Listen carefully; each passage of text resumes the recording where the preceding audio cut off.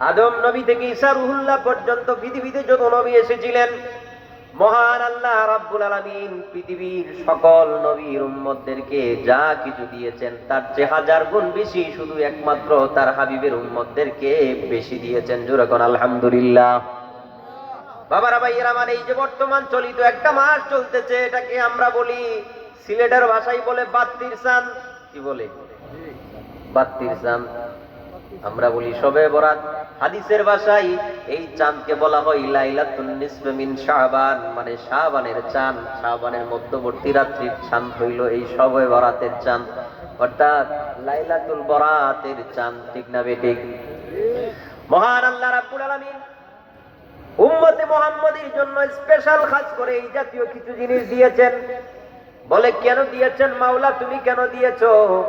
সেই প্রশ্নের জবাব মাওলাই কারীমের হাবিবের কাছ থেকে আল্লাহর নবী সাহাবারা বারবার প্রশ্ন করে করে জেনে নিতেন। হাবিব, পৃথিবীতে অসংখ্য গণিত নবী এসেছিল, আমরা জেনেছি তাদের নবীর উম্মতেরা লম্বা লম্বা হায়াত পাইতো। বাবারে, ইতিহাসে আমরা দেখেছি, তারিখের কিতাবে দেখেছি, তাফসিরে দেখেছি, অন্যান্য নবীদের উম্মতের হায়াত ছিল 1000, 1500, 2000 বছর, 500 বছর, মানে 100 এর নিচে কোনো হায়াত নাই। এত লম্বা হায়াত পাইতো। এত লম্বা হায়াত পাওয়ার পরে তারা বেশি বেশি করে আল্লাহর ইবাদত করতে পারত। এই সংবাদ যখন উম্মতে মুহাম্মদীর কাছে আসে, তারা মনে মনে একটু দুর্বল হয়ে যাইতো। আরে, আমরা এত কম হায়াত পাইলাম, তাইলে এত সম্মানী আমরা কিভাবে হব? বাবারা, বন্ধুরা, ভাইয়েরা আমার, মহান আল্লাহ রাব্বুল আলামিন তার হাবিবকে পবিত্র কোরআনের ছোট্ট একখানা সূরা নাজিলের মাধ্যমে একটা শব্দ দ্বারা পৃথিবীতে অসংখ্য গণিতের নিয়ামতের বর্ণনা আল্লাহ দিয়ে দিয়েছেন। জোরে কোন সুবহানাল্লাহ। আমরা সেই সূরা সবাই জানি। সূরাটার নাম হইল সূরাতুল কাউসার। কোন সূরা? সূরাতুল কাউসার। আমরা বলি ইন্না আ'তাইনা কাল কাউসার। এই যে ইন্না আ'তাইনা কাল কাউসার, এই কাউসারের শুধুমাত্র কাউসারের ভিতরে যে কি পরিমাণ কি আছে, পৃথিবীর সকল তাফসীর কারগণ যদি তাফসীর করতে থাকেন গো আব্বা, জিন্দেগি চইলা যাইব মাগার কাউসারের তাফসীর কইরা শেষ করতে পারবে না।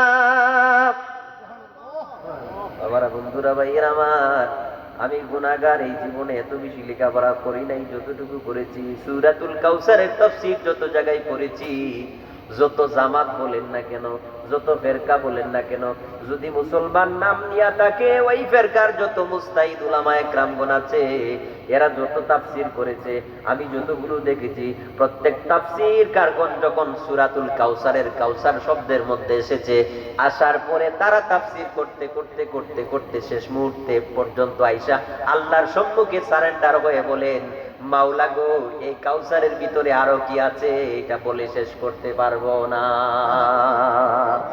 আমরা শুধু জানি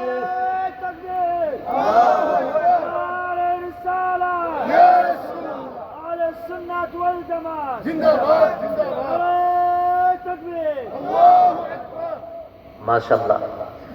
তো বাবারা, ভাইয়েরা আমার, এই সূরাতুল কাউসারের কাউসার শব্দটা আমরা সারা জীবন শুধু অন্তর থেকে জেনে এসেছি যে হাসরের ময়দান যখন মহান মনিব কায়েম করবেন, বান্দারে একটা ঝর্ণা থেকে পানি পান করাবেন, ওই পানির ঝর্ণার নাম কাউসার। ঠিক না? আমরা এটা জানছি না? মানে আমরা বলছি আবে কাউসার। আবে কাউসার মানে হইল যেটার পানি পান করলে ব্যক্তির আর জিন্দেগিতে কোনোদিন মওত হবে না, শেষ, চিরজীবনের জন্য হায়াত পাওয়া যাইব। যেরকম আলহামদুলিল্লাহ। আমরা সারা জিন্দেগি ভর ওই ঝর্ণার নামটাই জেনে এসেছি যে কাউসার মানে হইল ওই পরকালে আল্লাহ রাব্বুল আলামিন জান্নাতীদেরকে যে সুপ্রিয় পানির ঝর্ণা থেকে পানি পান করাবেন, ওই পানির ঝর্ণার নাম কাউসার। আল্লাহ পবিত্র কোরআনে কাউসার শব্দ দ্বারা এই ঝর্ণার বর্ণনা দিয়েছেন। না না না আব্বা, কাউসার দ্বারা এই বর্ণনা আল্লাহ শুধু দেন নাই।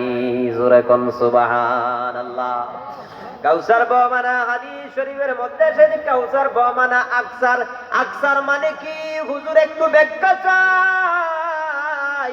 আকসার মানে হইল যার কোনো গণনা করে সীমা সংখ্যা নির্ধারণ করা যায় না। আল্লাহ রাব্বুল আলামিন বলেন, ইন্না নিশ্চয় আ'তাইনা আমি দিয়েছি আপনাকে কাল কাউসার মানে আকসার, আমি আপনাকে কাউসার দিয়েছি। মাওলা তোর কাছে জানতে চাই, তুই যে কাউসার দিলে, কাউসার মানে কি? পৃথিবীর সকল মুস্তাহিদগণ এটার পিছনে লাইগা গেছে, মানে কাউসার কি? কাউসারের বর্ণনা দিতে দিতে দিতে দিতে দিতে দিতে তার লিখনি শেষ হয়ে যায়, কাউসারের বর্ণনা শেষ হয় না। এইগুলোর মধ্য থেকে একটা হইল শবে বরাত, একটা হইল শবে কদর, একটা হইল লাইলাতুল মেরাজ, একটা হইল নামাজ, একটা হইল কুরবানি, একটা হইল উম্মতে মুহাম্মাদির মর্যাদা, একটা হইল শাফায়াতে কুবরা, একটা হইল মাকামে মাহমুদ। এইভাবে যদি বলতে শুরু করি গো আব্বা, বলতে বলতে জীবন যাইব, তারপরও শেষ হবে না।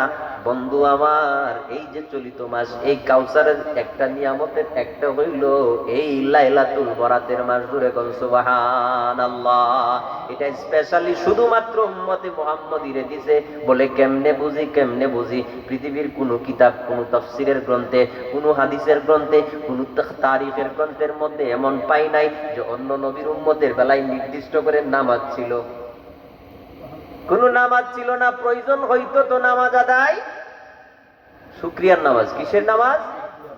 অন্য নবীর উম্মতের বেলায় কোন রোজা ছিল না, প্রয়োজন হইতো শুকরিয়া স্বরূপ রোজা আদায় করত। অন্য নবীদের উম্মতের বেলায় গো আব্বা যা কিছু হইতো দুনিয়াতে হইতো, ব্যক্তি জাহান্নামী হইব তো আল্লাহ কপালে লেখা জাহান্নামী বানায়া দুনিয়া থেকে নিত। কিন্তু বাবা আমার উম্মতে মুহাম্মাদিরে আল্লাহ এমন দয়া করছে গো, দুনিয়া থেকে বিদায় হইব পাপের বোঝা নিয়া, কবর থেকে উঠব জান্নাতের বাগী হইয়া। জোরে কোন সুবহানাল্লাহ। সেই জন্য স্পেশালি এই আয়াতখানা উম্মতে মুহাম্মাদিরে আল্লাহ দান করেছেন কাউসারের একটা নিয়ামত স্বরূপ। জোরে কোন না সুবহানাল্লাহ।